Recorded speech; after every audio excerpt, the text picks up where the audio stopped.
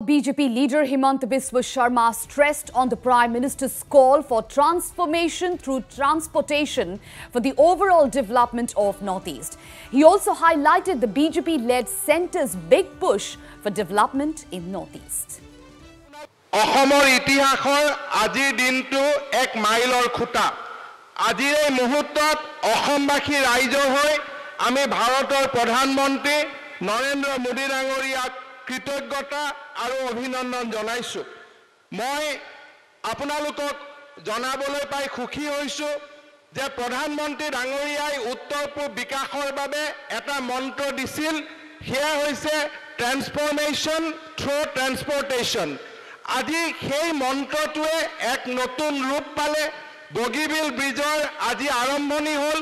আৰু মাত্ৰ কেইদিনমান আগতে তেখেতে ঢলা খদিয়া দলঙৰো উদ্বোধন কৰি থৈ গৈছে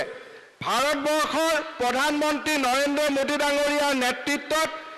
এনডিএ চৰকাৰে ইতিমধ্যে অসমৰ বাবে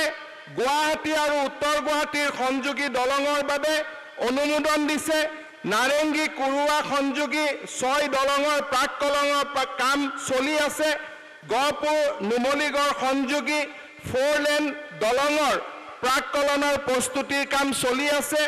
দিচাংমুখ টেকেলিফুটা সংযোগী 2 লেন দলঙৰ প্ৰাককলনৰ প্ৰস্তুতিৰ কাম সম্পূৰ্ণ হৈছে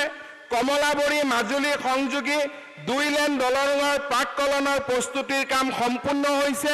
মৰিগাঁও কৌপাতি সংযোগী 2 লেনৰ দলঙৰ কামৰ প্ৰাককলন প্ৰস্তুতি চলি আছে আৰু ধুবুৰী ফুলবাৰী সংযোগী দলঙৰো প্ৰাককলনৰ কাম চলি আছে কলিয়া ভুমুৰা দলঙৰ অতিৰিক্ত 2 লেন দলঙৰ নিৰ্মাণৰ কামো চলি আছে এনেকুৱা বৃহৎ প্ৰকল্প ভাৰতৰ কোনো চৰকাৰে আগতে ল'ব পৰা নাছিল আমি অসমবাসী ৰাইজৰ হৈ প্ৰধানমন্ত্ৰী নৰেন্দ্ৰ মোদী ডাঙৰীয়াক উষ্ণ অভিনন্দন আৰু হিয়া ভৰা আমি কৃতজ্ঞতা জনাইছো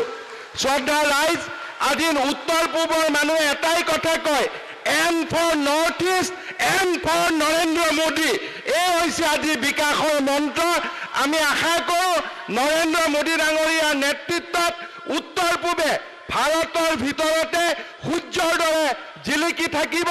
আৰু আমি বিকাশৰ পথত আগুৱাই গৈ থাকিম